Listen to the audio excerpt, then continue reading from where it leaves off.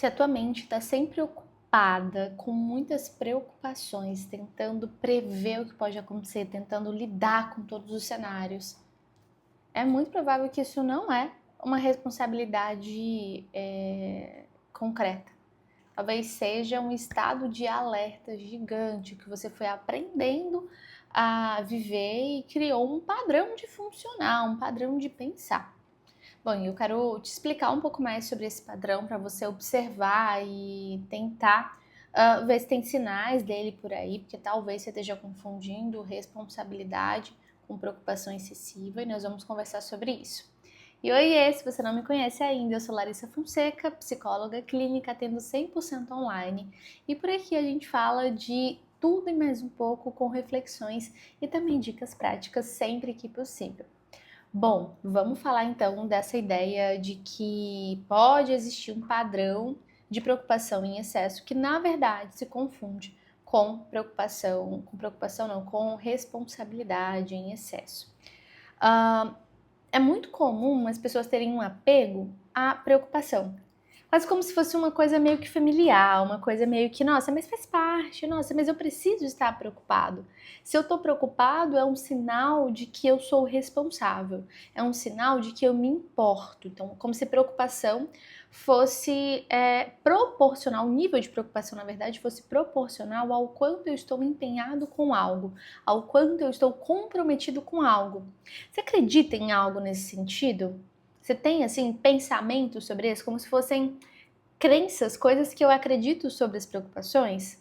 É muito comum, várias pessoas têm várias dessas ideias de que as preocupações são necessárias, são úteis, são um sinal de, inclusive, responsabilidade. Mas a verdade é que um nível de preocupação que acontece quase todos os dias, onde você vai só mudando o foco da preocupação. Hoje você está preocupado com grana, amanhã está preocupado com o filho, depois está preocupado com o marido, com a esposa, depois está preocupado com qualquer outra coisa, com alguma coisa que pode dar errado no trabalho, depois está preocupado com uma viagem, com medo de acontecer alguma grande catástrofe, depois está viajando e preocupado com o que ficou, com medo das coisas darem errado porque você não está ali para controlar. Percebe que o modo de funcionar, de existir, é sempre estar preocupado. O porquê estou preocupado, o conteúdo dessa preocupação que vai mudando. Mas esse modo de estar sempre preocupado com algo é algo muito intenso. Porque essa preocupação, ela não fica só aqui na cabecita. E só na cabecita ela já é muito pesada. Porque aqui eu tô falando, né, da minha cabeça, imaginando piores cenários. Os pensamentos contando que coisas podem acontecer. E isso gera um sofrimento no corpo muito grande, porque ficar o tempo todo com esse conteúdo de preocupação que vai se alterando, mas ele é sempre de preocupação, gera um estado de alerta no corpo. O corpo ele fica constantemente em alerta, tentando prever todas as coisas possíveis, tentando prever todos os cenários possíveis, tentando evitar todas as coisas possíveis que podem dar errado.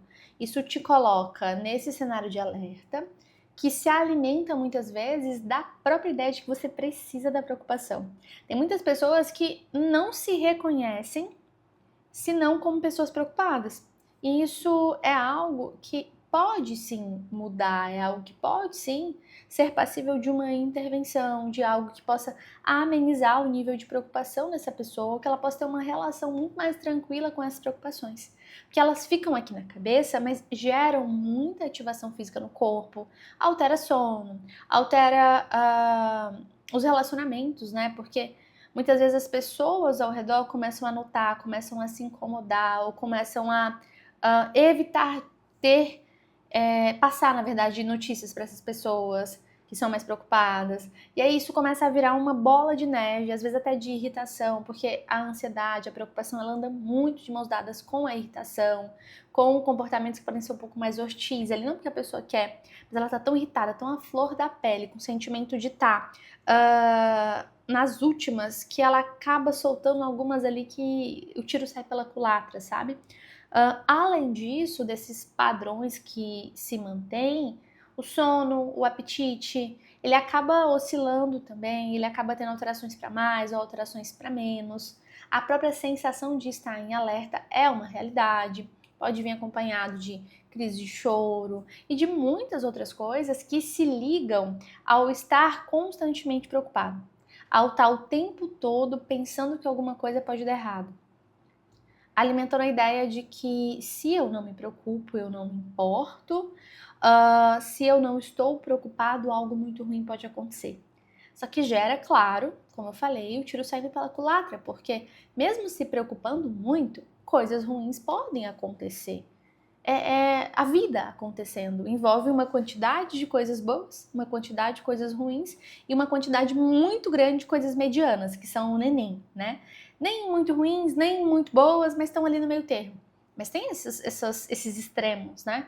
E nesse padrão de preocupação, onde a pessoa ela é preocupada quase que o tempo todo, se não o tempo todo, ela acaba acreditando muito que coisas ruins vão acontecer a qualquer momento e acaba de fato entrando numa espiral. Acho que essa é a melhor forma de falar, de por achar que precisa estar sempre preocupada, acabar mantendo muitas preocupações, se preocupando com tudo, não consegue evitar as coisas ruins por se preocupar, porque alguma coisa ruim, vez ou outra, vai acontecer, ainda que a maioria não se concretize, mas quando uma coisinha ruim acontece, para a pessoa acaba ficando a ideia de, tá vendo? É porque eu não me preocupei bastante. É porque eu não estava antenado bastante. É porque eu não me precavi o bastante. E isso novamente alimenta, vai virando um ciclo, uma espiral mesmo que se repete de muito sofrimento. Porque às vezes a gente está falando de toda uma vida, uma pessoa que está assim há anos, anos.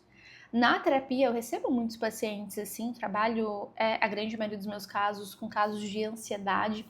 E a gente vai perceber que são pessoas que às vezes desde a adolescência até pedacinho da infância, já tinham um comportamento um pouco mais ansioso, um pouco mais agitado. Agitado, aqui eu não tô falando só fisicamente, não é uma pessoa que fica inquieta, que fica se movimentando, que pode acontecer, mas agitado mentalmente, uma cabeça que não para, que não silencia, que tá o tempo todo tentando prever, tentando evitar coisas. Então, todo esse contexto faz a pessoa acreditar que esse é simplesmente o jeito dela. É quem eu sou, eu nasci assim, sempre Gabriela, sempre preocupada. Quem pegou a referência pegou, né? Mas a verdade é que não é assim. Esse padrão de preocupação ele pode ser modificado.